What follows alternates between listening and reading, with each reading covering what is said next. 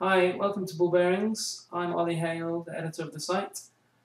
So if you're a newcomer and you don't know what shares to buy, you can get ideas from all sorts of places on the site, looking at news stories, articles.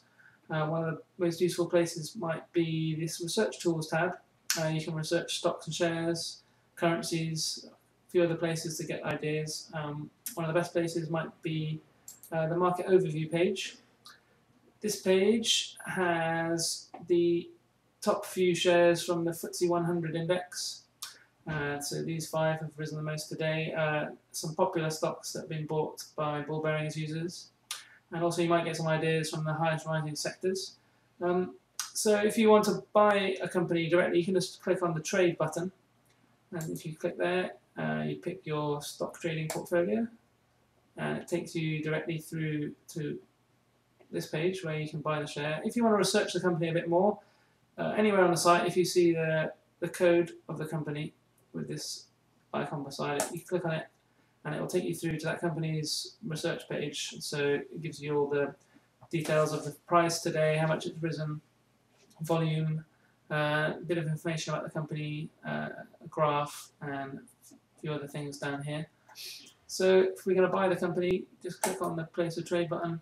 We're going to go with stock trading for this example. Then these are the 4 options. If you're just buying a share, it's pretty simple.